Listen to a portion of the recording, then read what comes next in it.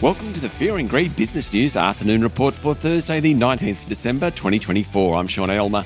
Every afternoon, we've got the 5 stories that happened today that you need to know about. Story number 1, the S&P ASX 200 fell by 1.7% today to close at 8,168 points, the lowest since early November.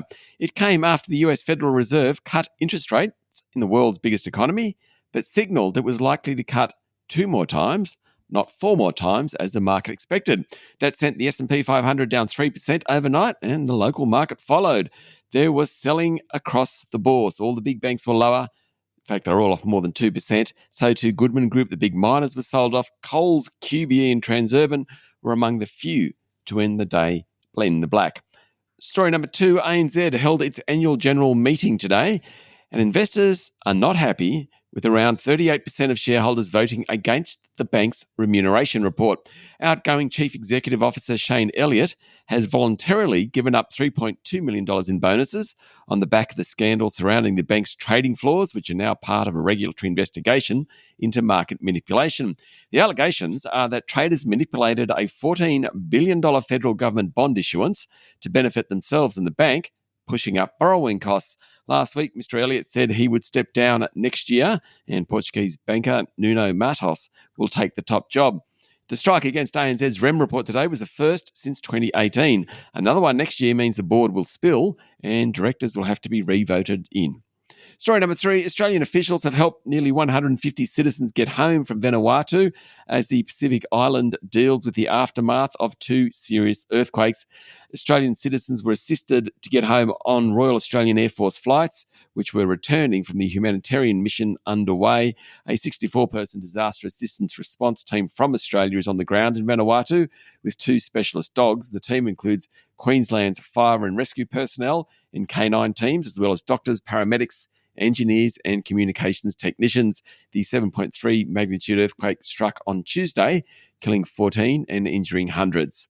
Story number 4, the Albanese government will reopen Australia's embassy in the Ukrainian capital, Kyiv. Foreign Minister Penny Wong travelled to Ukraine and visited the site of the embassy, which was evacuated by the former coalition government in early 2022, shortly after Russia's February 24 invasion. She said that from next month, Australia's ambassador and deputy head of mission will return to the country. Embassy staff and activity were relocated to Poland, but the move was only supposed to be temporary. Australia's arrangements became increasingly isolated and unusual as most other countries returned their diplomatic staff to Kyiv over the course of 2022. And finally, story number 5, every female employee of BHP and Rio Tinto of the past 20 years will be invited to join class actions alleging sexual harassment after Brisbane law firm JGA Sadler started legal proceedings last week.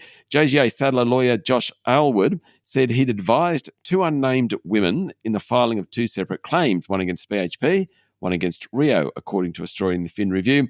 The legal action would be run on an opt-out basis. That means all women who worked for BHP or Rio since November 2023 will be eligible to register for the claim unless they actively choose to opt out. Mr. Aylward said BHP and Rio would be ordered by the court, potentially as early as February, to contact all former female employees and make them aware of their eligibility. The class action comes 2.5 years after the West Australian Parliament handed down a bombshell inquiry into sexual harassment at mine sites. The process forced big miners such as BHP, Rio and Fortescue to reveal dozens of sexual harassment claims made by staff.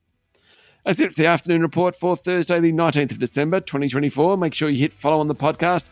We'll be back tomorrow morning with the Friday edition of the Fast 5 Business News by Fear and Greed. I'm Sean Aylmer. Enjoy your evening.